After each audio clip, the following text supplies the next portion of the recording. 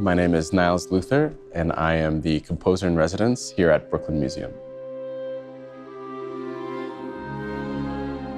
This is the Monet in Venice exhibition that is opening on October 11th. It is a series of paintings of Venice that he painted in 1908.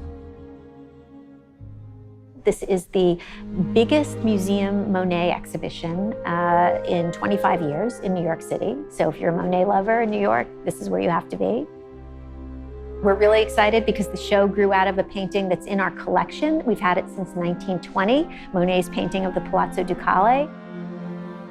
We partnered with the Fine Arts Museums of San Francisco, who also own a Monet Venice painting. And we just began the process of imagining what the show would be and what the story we wanted to tell was. We, of course, wanted to tell the story of his trip there and get as many of the paintings as possible. There are only 37, but we also wanted to contextualize his work within the story of how Venice had been pictured, for centuries. So we start the exhibition with some amazing Canaletto paintings from the 18th century. We also wanted to contextualize it in terms of Monet's own career. He was a painter of water, of atmosphere, of reflections, his entire career, from the earliest days of Impressionism through to the early 20th century.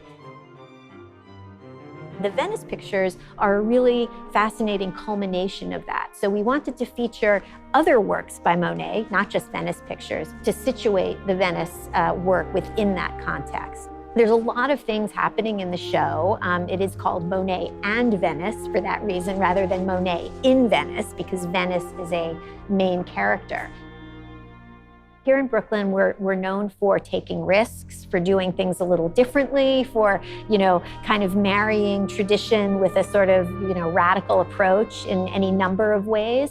And so we were thinking about what we could bring to a show about Monet that would be different. The story of Monet in Venice was already so emotional and so evocative. He went there with Alice, his wife, who convinced him to go. He didn't even want to go. And they had a great time there. He was enchanted by the city. They intended to come back. But sadly, she got ill and she passed away. And at the time that he was completing all the Venice paintings for exhibition in 1912, he was so, he's filled with sadness and emotion and mourning her loss. And these paintings really became souvenirs of his time there. We decided that we were going to create this room in the back, the culminating gallery of the show, where we would put the majority of the Venice paintings, and we would have this rich, emotionally evocative symphony playing constantly in the room so that people could look at the paintings and hear the music and have that integrated experience. As the composer in residence, I wrote a symphonic, multi-channel, 4.1.4, down-rendered Dolby Atmos installation in the final room where Monet's Venice paintings reside. It was quite a lot of moving parts, lots of details, lots of collaborators. I think the most difficult challenge is this really advanced technology that we work with is not often present or available to encyclopedic museums. When you use sufficiently advanced technology and it's deployed in a very careful, meticulous, and thoughtful way, you get to this point where it almost becomes an illusion. It becomes like magic, and it's less about, the details and more about how those things make you feel. And when you walk into that space, does it stop your heart? Does it make you catch your breath? And I think we've achieved that in that room.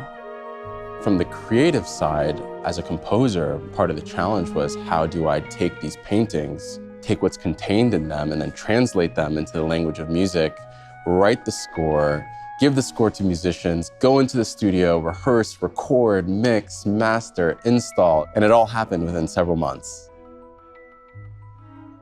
We have Genelec for all the speakers, the 8330s at the ear level, 4 of them. And then for the 0.1, we have the sub, the 7350, and then 4 overheads, the 8320s, to give us a 4.1.4 fully supported Dolby Atmos mix. All of this was possible because we were able to calibrate it within GLM. And I was able to take my master file and just come into the studio, and it just plays back beautifully on the calibrated system.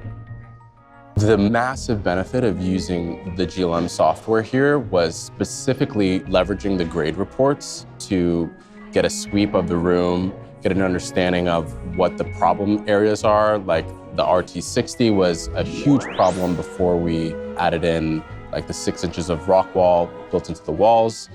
And we ended up getting a pretty flat frequency response across the board. Looking through the grade report and understanding what the challenges were, obviously this is not a typical space that would be housing near-field monitors. So one person might ask, like, why use near-field monitors in such a huge room? But I think the benefit comes down to the ability to calibrate quickly and easily and accurately, and then understand and know that you can fully trust what you're hearing.